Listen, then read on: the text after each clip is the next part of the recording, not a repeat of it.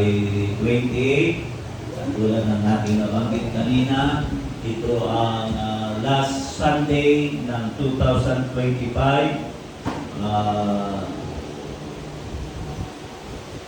Last Sunday ng 2025. Ito na yun. So, mayroon pa tayong isang pagtitipon sa huling taon na ito ng 2025, kaya lang ipinasya ko na lang dadaanin na lamang sa online. Huwag na muna dito sa dahil una sa tingin ko, di naman tayo makakain nun dahil sasabay yung New Year. Sasabay yung pupuka,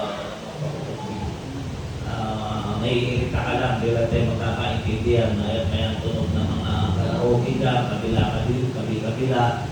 Sabihin nila, isang taon na kayong maingay, kami ngayon lang mag-iingay. Kaya wala tayong doon. Kaya isip ko, pagbigyan na sila. Kaya tuloy din natin ang ating habang nagka-countdown tayo, bibigyan tayo ng oras sa pagpapalit ng taon. Sa online na lang muna tayo magsama-sama. Minsan, ginagawa yun ay yung iba ginagawa natin yung sa halip ng Miyerkules, ina-adjust natin ang bawat Tuesday para lang maging kaya lang ipinasya ko na rin na sa online na lang. Sa online na lang muna natin para maging safe yung bawat kapatiran. Ipinasya kasi rin kasi si Gaisel, gusto niya na pumunta ng Quezon. Ako sa akin yun, at hindi ako pumunta doon dahil nagkaroon ako, gusto ko makita yung aking ina. Yung pamilya ko, yung mga kapatid ko, nalaman ko yung nanay ko pala 89. Mag-i-80 na. Akala ko nasa 70 lang, 70 plus lang, nung pala mag-80 na pala siya. Kaya masipag pa rin at malakas ang katawan. Kaya nagpapasalamat ako sa Panginoon na dahil dinidinig niya yung panalangin. Dahil ang panalangin ko, siya ay dagdagan pa ng Panginoon ng kalakasan. Dahil hindi pa masyadong stable pa ang ating pamilya.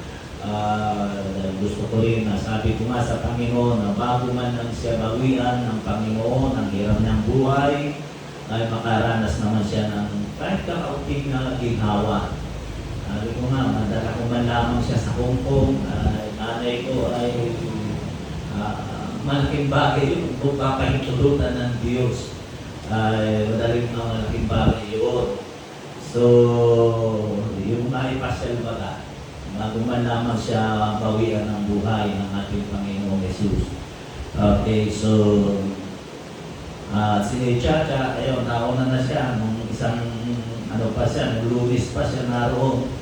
Nung balik daw niya ay baka mga 2 pa o 3 ng itong January. Hindi ko lang alam kung nanonood o dumatalo doon ng church. Dahil meron po tayong church sa Lucena at doon po ako nakakilala sa Panginoon. Okay, so yun lang yung ating mga pabalita. Kaya sa sa online na lang tayo, Miyerkules na darating. Sa online na lang tayo, doon na lang tayo magkuha. Binibigyan ko na kayo ng permiso. Dahil hindi naman kasi magkakaligin dito sa tingin ko. So, yun lang ang ating ilang pabalita doon sa kanina. Pwede rin yung panoorin, yung ating kanina, doon sa mga hindi nakadako dito sa pwede yung panoorin. At least na lumanago tayo dahil hindi ko alam kung kailan ko magugulit yun na pangungusap na yaong. At sa totoo lang, napuyat ako talaga sa paggawa ng mensahe na yun. Ganun kasi talaga ako pagka gumagawa minsan, mas gusto ko yung tahimik talaga eh. Kaya lang, pagka umabot na ako ng 2:00 at nawala na yan, hindi na ako makatulog. Diretso na yun, makakatulog na ako noon, mga alas 5:30. Doon naman, gigisingin naman itong misis. Alas 7 na, liligo ka pa. Sakit sa ulo. Kaya lang ay ganun lang talaga siguro pag tumatanda na. Okay, so wala na akong nalimutan. Katulad ng ating parating ginagawa. Amen. Lumilikong tayo ng pananalapi para sa gawain ng ating Panginoong Diyos. Amen. Sa may puso na bukas sa pagbibigay, lalo na ngayon. Amen. Tulad ng nabanggit ko kanina, hindi lang ito buwan ng pagmamadali. Ito'y buwan din na para sa kanila ay permiso para mangatok ng bahay at magsabing magandang Pasko po. Normal sa atin no? Pagbibigay sa araw na ito. Kaya palagay ko hindi mahirap ipaliwanag ito. Okay, huwag nawa ninyong ma-misinterpret. At kung sabi ko nga, kung hindi magiging isang malaking katanungan sa inyo, huwag nyo na lang isagawa. Pero kung walang problema, kung nasa puso ninyo ang pagbibigay, okay, hindi na ako mamumusap dito. Direksyon na tayo, okay?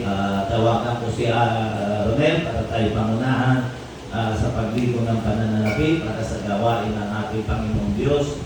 Ayo'y manalangin sa Panginoon, dakila at tapat na Diyos na may likha ng langit at ng lupa. Salamat sa mga bagay na ginagawa mo. Salamat sa kabutihan mo, dakilang Diyos. Pagpalain mo ang iyong salita, ang iyong mga anak, ang kanilang pangangailangan ay iyo pong i-bless. Marami pong salamat, Panginoon, sa iyong kabutihan. Sa pangalan ni Jesus. Amen. Praise God. Minsan pa, awitan natin ang Panginoon. The time to be happy is now. Praise God.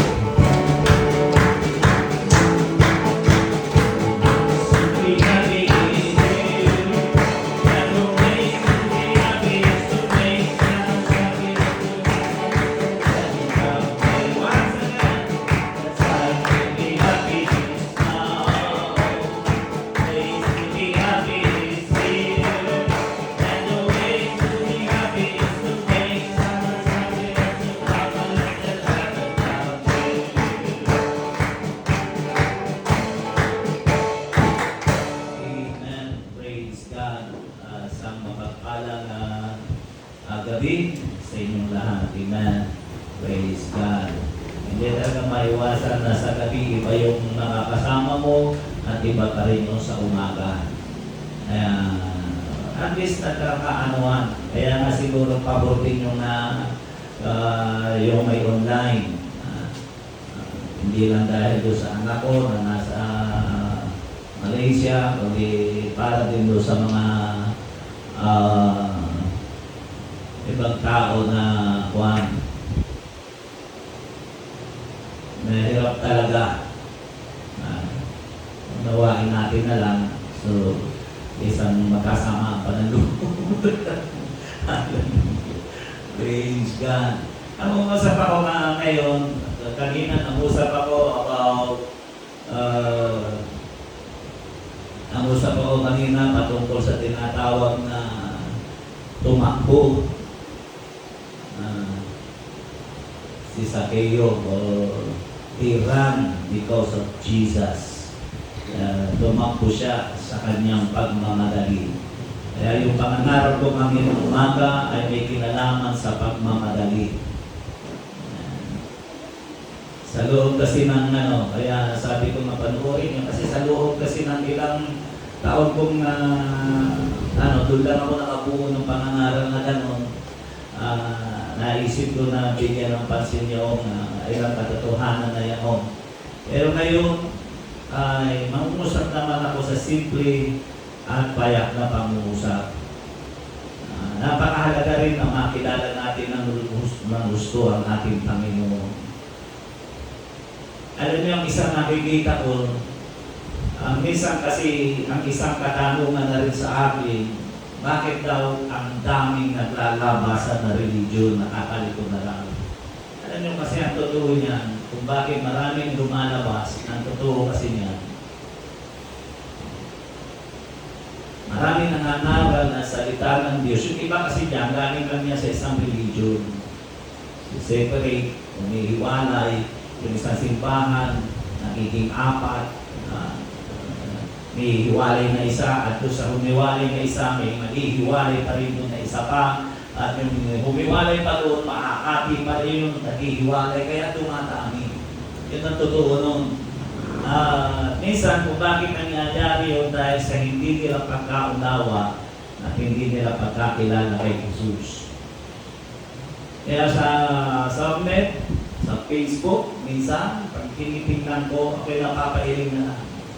Talagang mayroong kanya-kanyang buhatan ng kanilang religion. Kanilang debate sila, palitan ng ano. Nung una, hindi ko sumisingit-singit ako ron. Pero ngayon ay hindi na ako nakikialam. Sabi ko sa kanila, mamang-mangan ang makisali sa inyo. Pinaninindigan nila ang isang bagay kung bakit dumadami ang religion ay hindi nila nauunawaan ang salita ng Diyos at paano nila mauunawaan ang salita ng Diyos ay mauunawaan lang ng mga tao pinapatnubayan ng Espiritu ng Diyos. At paano kaya papatnubayan ng Espiritu ng Diyos? Kung ang isang tao ay makalaman. Kaya mahirap. Kaya kung ang magbabasa ka ng salita ng Diyos at ang nangihibabaw sa iyo ay laman, mas pagod ka sa pita ng laman, hindi mo ito maiintindihan. Hindi mo talaga ito maiintindihan. Pero kung magpapakababa ka at magiging interesado ka at sabi ka sa katotohanan, maintindihan mo ito dahil ang banal na Espiritu ang magpapaunawa sa inyo. Marami ko nga sinasabi na ang banal na Espiritu ay walang pinagkaiba. Ang banal na Espiritu ay walang pinagkaiba sa tubig, na yung tubig makikita mo sa isang lugar o sa flooring, kung saan yung pinakamababang lugar sa kalsada. Doon mo makikita kung ano yung pinakamababang lugar, doon namamalagi, lumalakad ang tubig. At kung saan yung mababang lugar, doon siya nananatili. Ang tubig ay simbolo ng banal na Espiritu. Kaya kung ang tao magpapasa nito, ang puso mo ay nababalot ng kapakumbabaan, gusto mong itama ang iyong sarili, gusto mong makataya, walang imposible maiintindihan ito. Pero kung magbabasa ka nito dahil gusto mo lang magmayabang, gusto mo lang sabihin marunong ka, pero ang puso mo nakarelay pa rin sa pita ng laman, hindi mo ito maintindihan. Dahil ang makakaintindi lang yan, yung mga taong ginagabayan ng banal na Espiritu. Dahil yan ay espiritual na usapin. Akin bukas kayo sa akin, sa Lucas sa chapter 23, napaka-simple lang nito. Lucas 23 verse 39 to 43, hanggang dito ang sinabi, at siya'y inalipusta ng isa sa mga tampalasang nabibitin na sinasabi, hindi bagay ikaw ang Kristo. Iligtas mo ang iyong sarili at kami. Dapat sumagot ang isa at sa pagsaway sa kanya'y sinabi, hindi ka pagagan natatakot sa Diyos, yamang ikaw ay nasa gayon din kaparusahan. At tayo sa katotohanan ay ayon sa katwiran sapagkat tinanggap natin ang nararapat na kabayaran sa ating mga gawa. Dapat ang taong ito hindi gumawa ng anumang masama. Si Jesus ang tinutukoy niya. Nagsasalita rito yung magnanakaw, nakasabay ni Jesus na napako sa krus. Pinangalanan ng religion na si Dimas, yung isa si Istas. Hindi ko alam. Dahil wala naman sa Bible. Walang pangalan na nakalagay sa Bible. Gawa-gawa lang yun na simbahan na pinagusnan natin. At sinabi niya, Jesus, alalahanin mo ako pagdating mo sa iyong kaharian. At sinabi niya sa kanya, katotohanan sinasabi ko sa iyo, ngayon ay kakasamahin kita sa paraiso. Tayo'y panandali ang manalangin, dakila at tapat na Diyos, pagpalain mo po, Panginoon, ang iyong salita, i-bless mo po ito, at samahan mo ng iyong banal na Espiritu. Ikaw ang magbigay ng karunungan, ang lumabas sa aking mga labi, ayon nawa sa iyong kalooban o God. Marami pong salamat sa iyong kabutihan sa pangalan ni Jesus. Amen. Praise God. Pinagsabi ko sa isang simple payat na pangusap, do you see anything in Jesus? May nakikita ka bang anumang bagay kay Jesus? Kasi pag wala kang nakita sa ating Panginoon, mahirap. Mahirap. Una, walang mababago sa buhay mo. Pangalawa, hindi ka kakagal sa paglilingkod sa Panginoon. Do you see anything in Jesus? Una na nais kong bigyan natin ng pansin, it is better to die while looking at Jesus. Mas mabuti at mainam ang mamatay habang ikaw ay nakatingin kay Jesus. Yun ang makikita natin dito. Isa-isang kampalasan, isa-isang magnanakaw.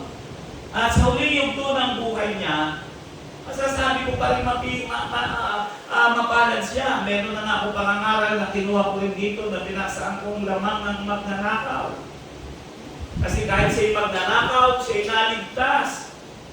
Makasalanan siya, marumi ang pamumuhay niya. Wala siyang kinikilalang Diyos dahil siya nga ay isang tulisan. Pero dumating yung tagpo, naunahan pa niya si Pedro makarating sa paraiso. Samantalang siya magnanakaw, wala siyang religion. Ano magiging religion nun? Magnanakaw nga. Pero ito, unang nais kong bigyan natin ng pansin at pag-usapan. Dahil walang naman, hindi bigyan mo ng pansin. Ito na nga, mas mainam ang mamatay habang nakatingin kay Jesus.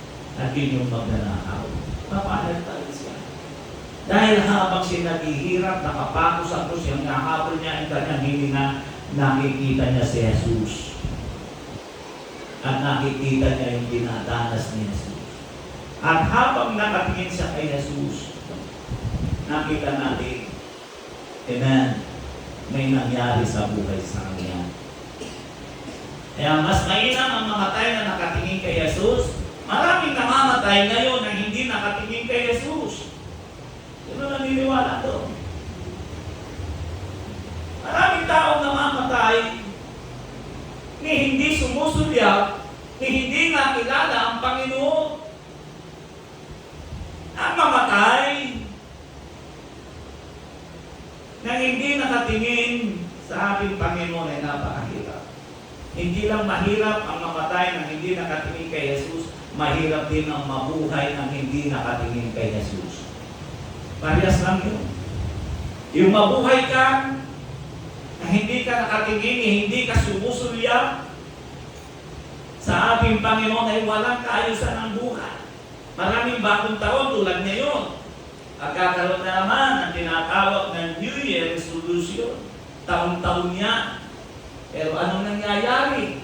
Ang paniniwala ko, ayon sa katotohanan sa salita ng Diyos, maliban ang tao'y nakatingin sa Panginoon, walang pagbabagong mangyayari sa buhay niya. Okay? Dahil ayaw mong tumingin kay Jesus. Ngayon, ang mga tao ay nakatingin sa darating na taon ng 2026. Tulad ng pagtingin niya noong 2023, 2024, 2025, walang nababago sa buhay niya. Okay. Dapat nasabi ng 2 Corinthians 5:17. 2 Corinthians 5:17. Therefore, if any man be in Christ, he is a new creature. All things are passed away. Behold, all things are become new. Kung papansinin natin yung sinabi, kaya kung ang sino man ay na kay Kristo, ano ibig sabihin kung sino man ay na kay Kristo? Siya'y bagong nilalang at ang mga dating bagay nagsilipas na narito sila'y pawang naging mga bago. Ang ibig sabihin nun, ulitin ko, kaya kung ang sino man ay na kay Kristo, paano ka mapupunta kay Kristo? Si Kristo ay nasa langit. Anong ibig sabihin nun, kaya kung ang sino man ay na kay Kristo? Ang ibig sabihin nun, kaya kung ang sino man ay nakatitig sa ating Panginoon, siya'y isang bagong nilalang. Ang kanyang lumang pagkatao ay nagsilipas na. Ibig sabihin, walang makapagbabago sa buhay ng isang tao malibang itinim mo ang iyong paningin sa ating Panginoon. Walang mangyayari at magaganap na kalayaan sa buhay ng isang tao. At kung mamamatay ka naman ng hindi nakatingin kay Jesus, lalong napakahirap. Ano ba ang meron sa isang taong pumapanaw na nakatingin kay Jesus? Una sa lahat, karanasan ko yan, malakas ang loob mo. Hindi ka natatakot. Ang taong namamatay na punong-puno ng takot ay mga taong walang pagkakilala sa Panginoon. Ako na, binibilang ko na eh. Sabi ko sa mga anak ko, ilang panahon na lang tayo magsasama. Sila ang napipisot eh. Nagkabi ko, paano mo pinagsasabi mo? Abay, handaan nyo na ang sarili. Yun ang sarili nyo, yun ang realidad. Totoo yun. Walang takot. Alam nyo, may karanasan ako, sabi ko nga, may karanasan ako nung una, katulad si Mama, kanina, tinanong mo. Ang bangungot niya, inihagis ko daw si JR. Sabi ko, pakalabong nangyari. Inihagis kita si JR, hindi. Si Jacob, hindi. Inihagis ko daw si Jacob. Biro ko lang naman yun. Dati kasi ako nakakaranas na ako parang maliit pa ako noon hanggang sa lumaki ako. Until now, minsan, pero ngayon napupuna ako siguro baka may 4 na taon na hindi ko naranasan. Nakakaranas ako ng tinatawag na sleep paralysis. Yung ako'y natutulog pero gising ang isip ko. Tinig ko ang mga nangyayari sa paligid. Tapos, may nakikita ko, laging gano'n na mayroong malaking tao na papalapit, papasok. Tapos pumapasok, narinig ko, masawa ko, narinig ko nagsasalita. Huhugas pa ng pinggan, kaya ako nakatulog na.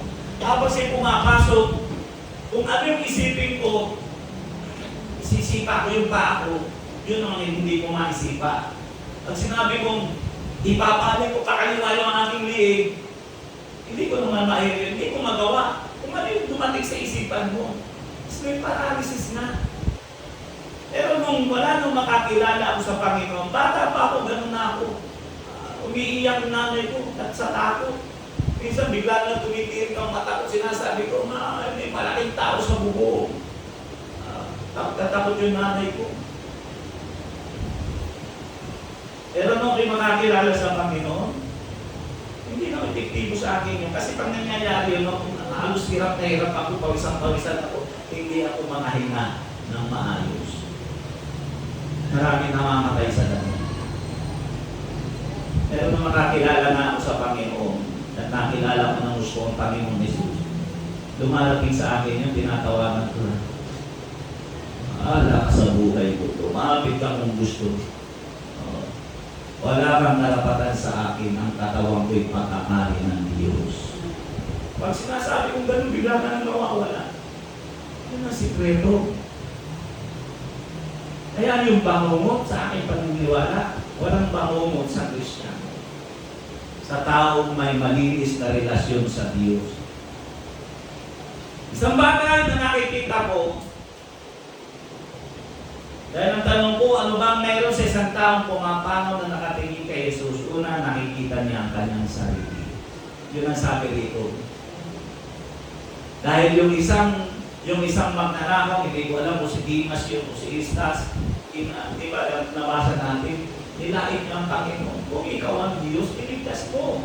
Kung ikaw ang Misaya, iligtas mo ang iyong sarili, idamay mo na kami. Ano sabi ng isa pang magnanakaw? At yun nga yung pinag-aaralan natin ngayon. Anong sabi niya? Hindi ka ba natatakot sa iyong sarili? Tayo'y nasa ganitong karagayan sapagkat nararapat sa atin dahil ginawa natin ang isang bagay na nararapat sa ganitong katayuan natin. Pero ang taong ito, ang tinutukoy niya si Jesus, ay walang ginawang anumang bagay na masama. Doon mo makikita na habang ikaw pala'y namamatay o nasa gitna ka ng tinatawag na pagpanaw, nakatingin ka sa Panginoon, nakikita mo ang sarili mo. Nakikita mong makasalanan ka. Nakikita mo kung anong uri ka ng tao. Ito yung malimit kong binabanggit. Nasabi ko nga, ang isang tao ay napakahirap makita ang kanilang sarili. Mas madaling makita ang ibang tao kaysa sa sarili mo. At nabanggit ko nga kaninang umaga, may mga taong ayaw nilang makikita ang sarili nila. Naniwala ba kayo nun? Na naman ang nakita. Pinatamaan na naman ako. Sabi ko nga kaninang umaga, ano pa kaya ako sa inyo? Alam na masundan pa kita kahit saan ka pumunta.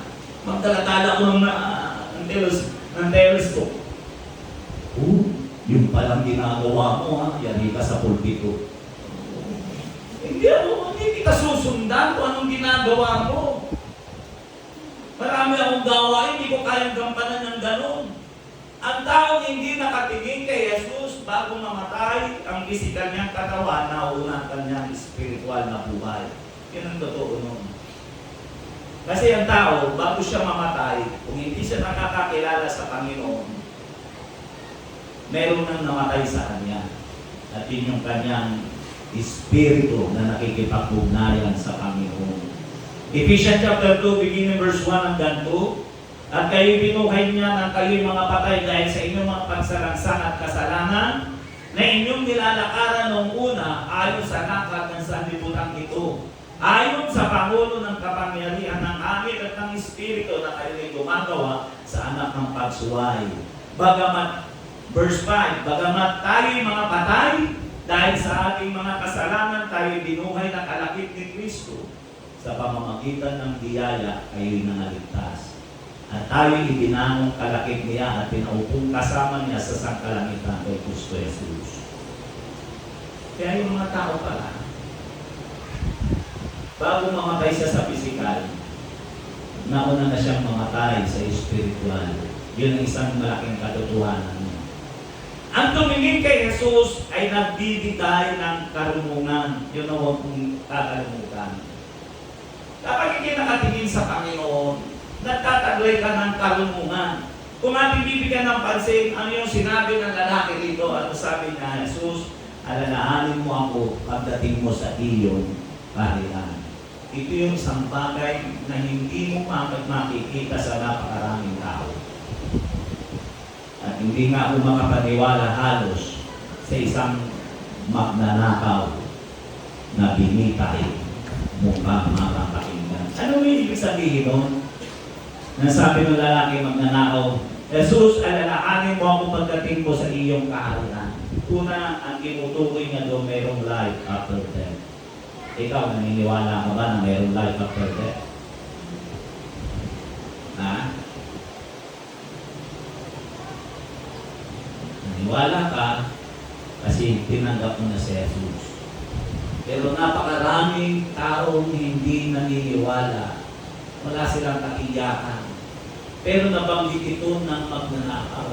Alalahanin mo ako, ibig sabihin mo, Jesus, pagkatapos natin mamatay, dahil sabay tayong mamamatay, mauna ko, umauna ka, alalahanin mo ako pagdating mo sa iyong kaharian. So, ibig sabihin naniniwala siya na mayroong life after death. Kaya habang siya'y nakatingin sa Panginoon, naunawaan niya at pumapasok sa isipan niya ang karunungan. Nakukuha niyo ba yun? Pero pag ang tao'y nakatingin ay sa sanlibutan, ang tao'y nababalot ng kamangmangan. Dahil ang kinakapi nila ay ang sistema ng sanlibutan. Kung ano ang uso sa sanlibutan, yun ang kanilang kinakapi, yun ang kanilang kinukuha. Makikita mo ngayon. Ang dami ko nakikita, ang gagandang mga babae, ang pupugi. Tatad ng tato. Kaya hindi na nakasanto na lang para makita yung ano. Ay, sayang. Mahal din yun eh. Okay lang yun. ng maputi. Pero yung nakakaliw, napakaigit. Tapos dagdag ng takot. Sabi ko nga nung nakakita ko ng gano'n sa malayo, ang laki naman ang sugat ng babae.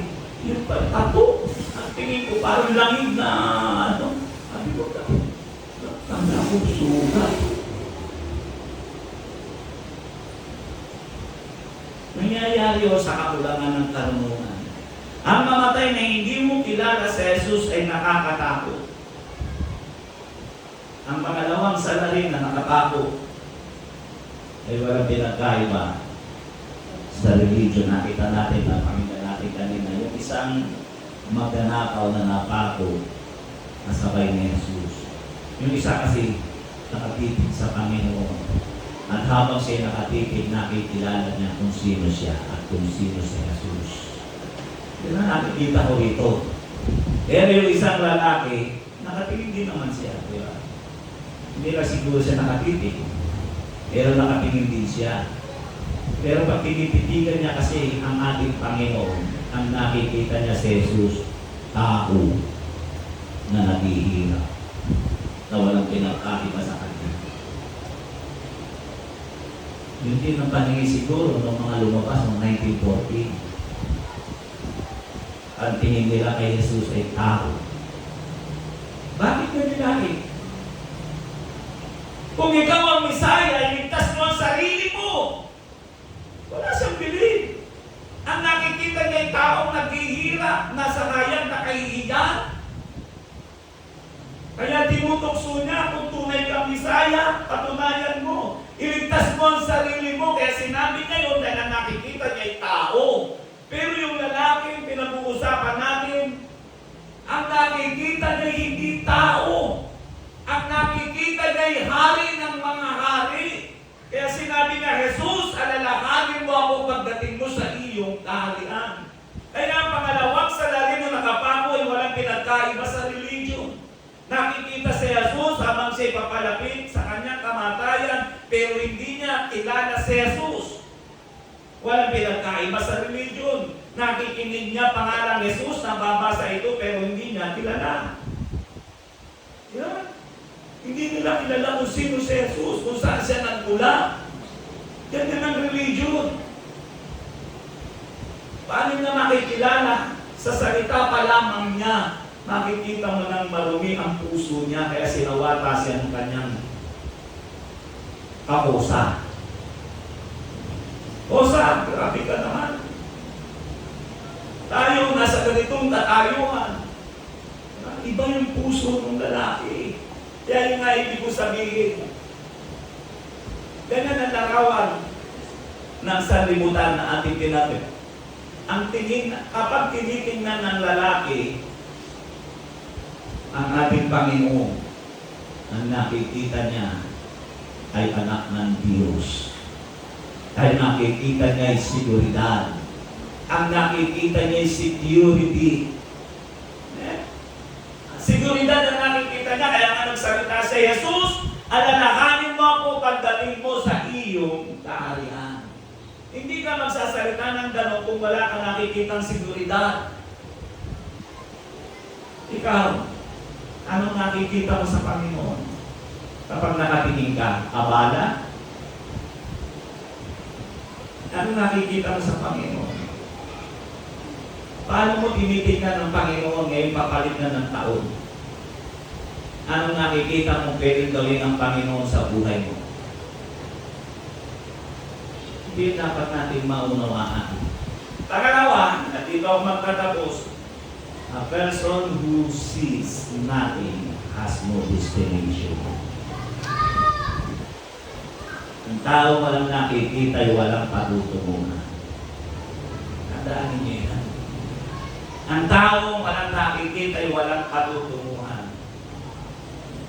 Kaya dapat natin maunawaan, kailangan may makita ka kay Jesus bago ka maligtas. Kaya nakapagsalita ang lalaking gano'n, Jesus, alalahanin mo ako pagdating mo sa iyong kaharian, may nakita siya sa Panginoon na dapat pagtiwalaan. Yun ang nakikita niya.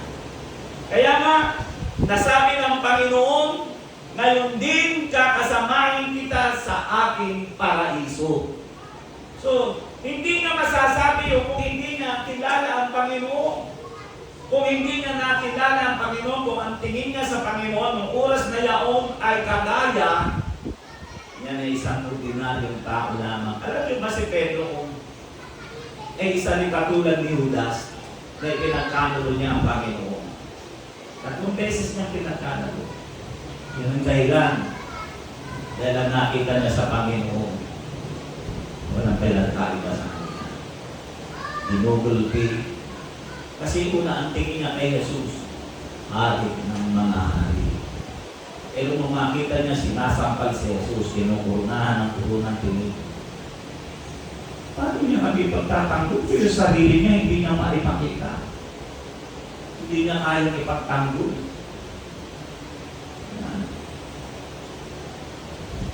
Parang yung yung pelikula ni PJ, Julian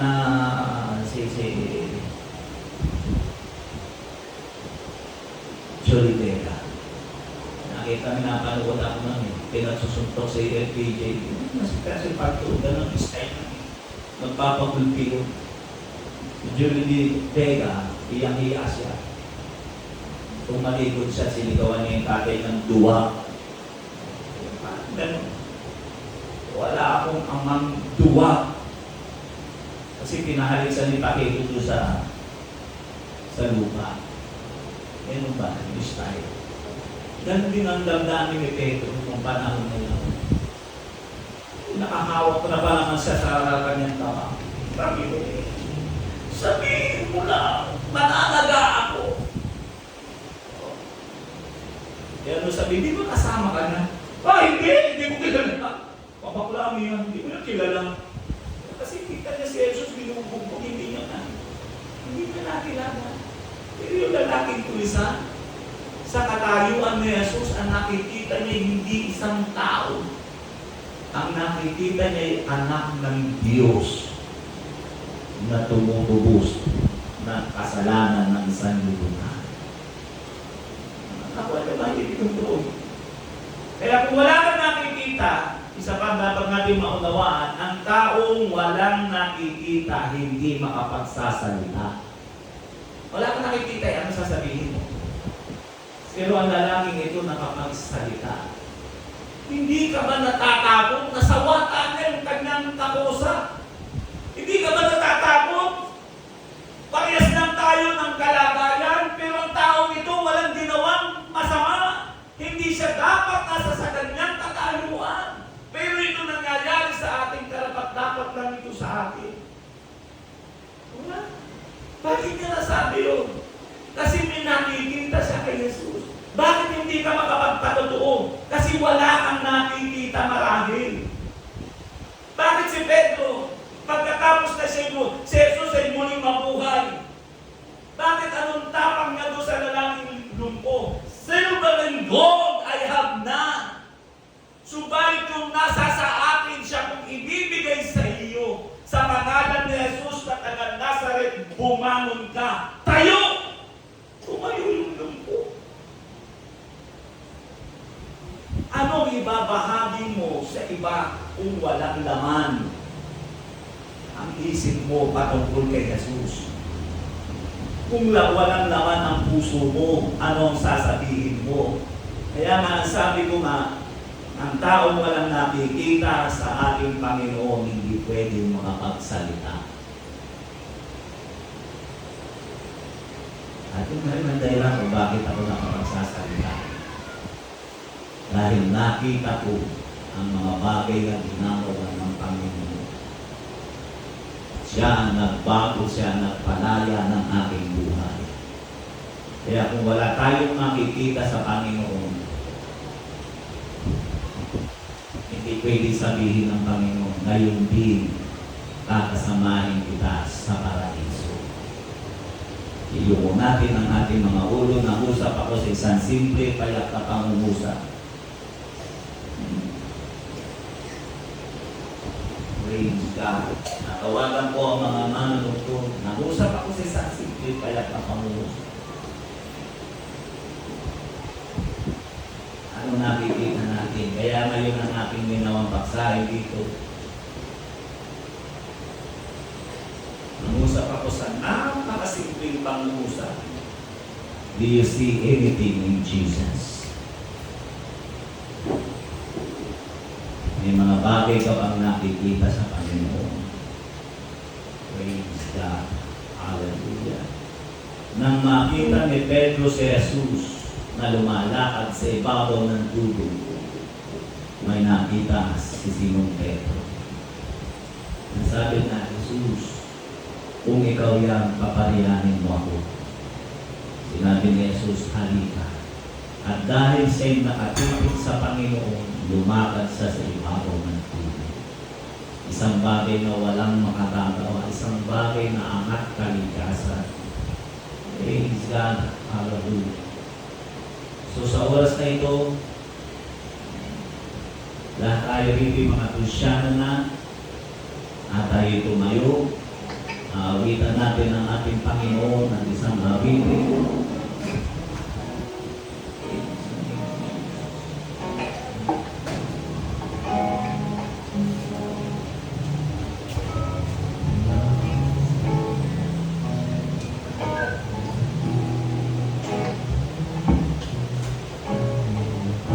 Kaya sabi ko nga, kaninin ko sinasabi, walang tao pupunta ng langit na walang alam.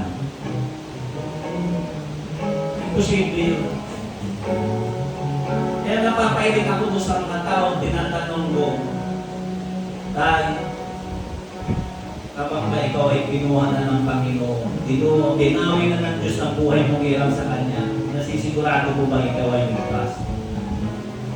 Wala namang pagsasabing siya ligtas. Kahit sino na makapagsasabing siya ligtas. Pag ikaw ay nakisig, nasa langit ka, swerte mo.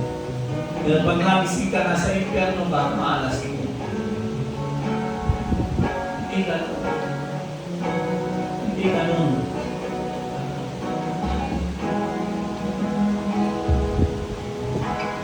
Dapat alamin mo. Kaya dito inaalam. At kung titingnan mo, ang ating Panginoon, makikilala mo siya. Titignan mo mga bagay na pwede pagmasdan mo sa Kanya. Nangungusap ako spiritual. Hindi naman natin pwede makita ng personal ang Panginoon. Nangungusap ako sa spiritual.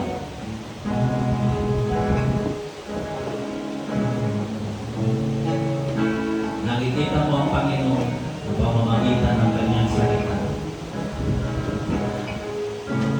Habang nagbabasa ka ng salita ng Diyos, habang nakikinig ka ng salita ng Diyos, nakikita mo siya. At ang pinakamasarap sa buhay ng tao, yung mamatay ka na nakatingin ka sa Panginoon. Yun ang pinakamasarap sa buhay ng tao. Lahat ng tao ay patungo sa kamatayan. Sabi ko nga, nakakatakot sa isang tao ang mamatay na hindi mo nakikita ang Panginoon. Wala kang pagkaunawa, wala kang pagkakilala sa Panginoon. Walang lalabas sa bibig mo. Dahil wala kang nakikita, wala kang destinasyon.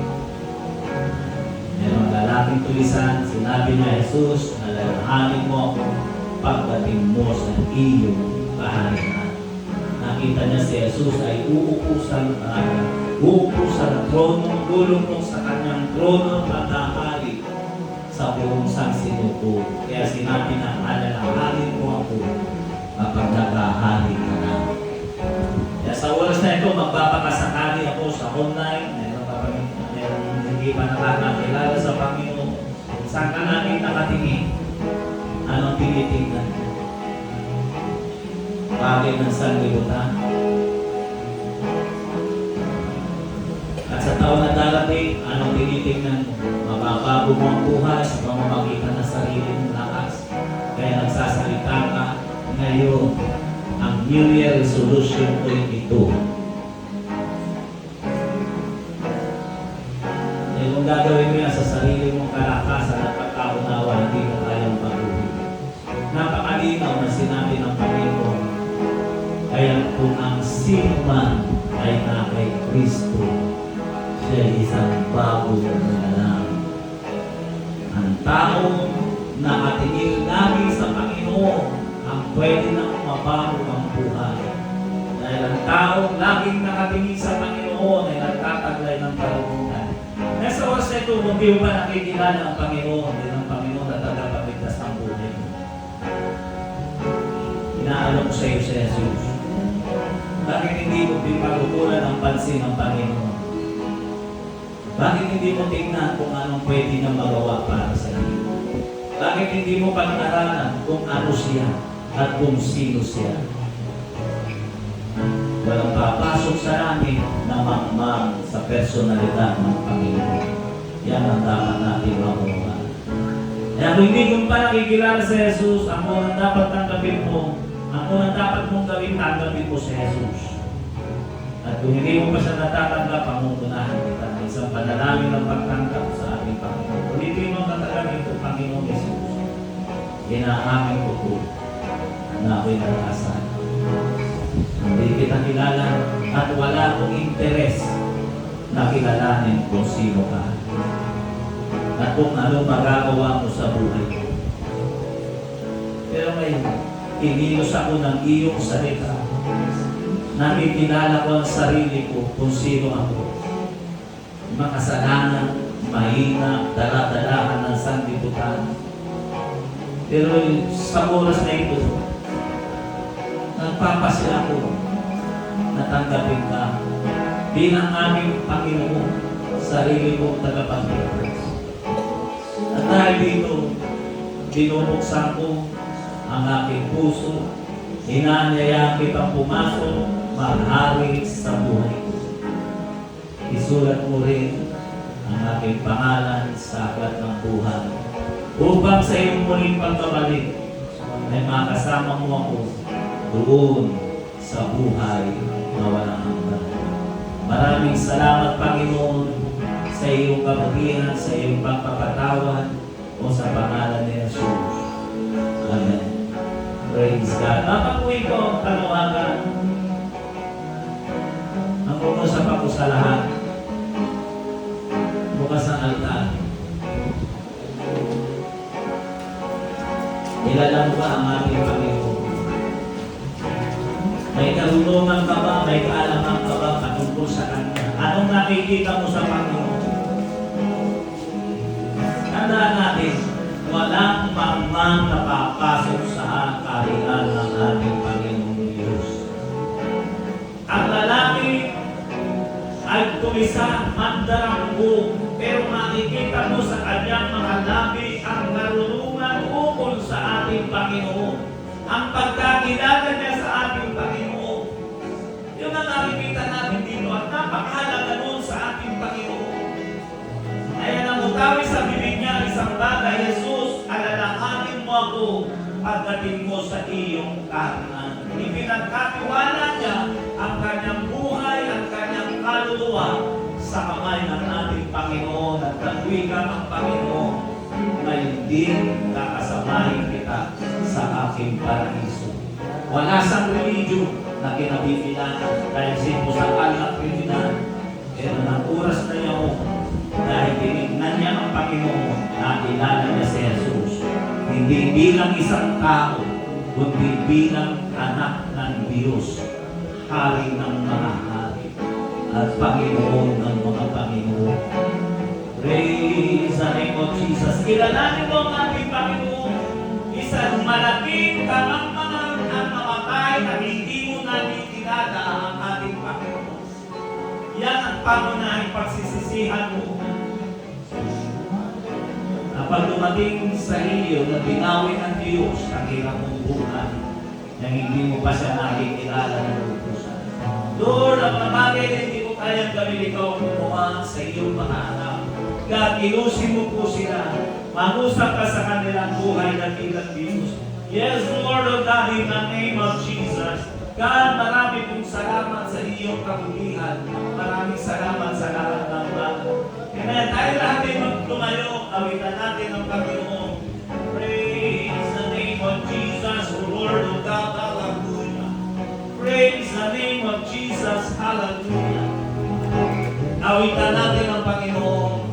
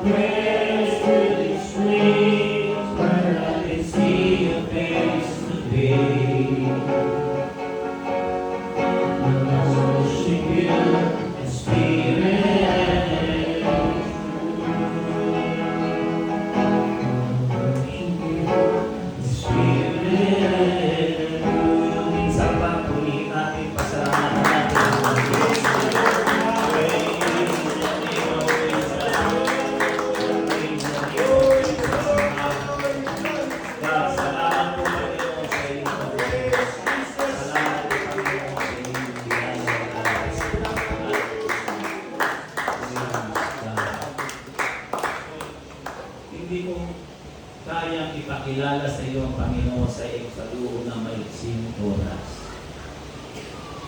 Yun ang ibig ko sabihin. Lagi tayong tumingin. Tingnan natin ang gawain ng Diyos. Lagi tayong dapat nakatingin sa gawain ng Panginoon, sa ginagawa ng Panginoon. At doon yan mo makikilala ang Panginoon. Eh, hindi ko kaya gawin yun. Wala makagagawa nun sa loob lang ng isang kultuhang pasasama-sama. May pakilala ko agad sa iyo kung sino sa Jesus at kung ano ang layunin ng Diyos sa buhay mo. Hindi, wala makakagawa ng ganun. At yun ang ibig ko sabihin, kailangan lagi ka nakatingin sa gawain ng Panginoon. Ang taong laging nakatingin sa gawain ng Diyos ay napupuno ng karunungan. Nawawala ang takot niya at kaya niyang harapin maging ang kanyang kamatayan. God bless you sa inyong lahat. Pagpalain kayo ng ating Panginoong Diyos. Amen. Hindi taong ang magbabago ng buhay ng tao walang kinalaman ng 2026. Hindi yan ang magbabago ng buhay ng tao. Ang magbabago ng buhay ng tao ay ang ating pagtitiwala kung pananatilihin natin ang ating paningin sa harapan ng ating Panginoong Jesus. God bless you po sa inyong lahat. Pagpalain kayo ng ating Panginoon.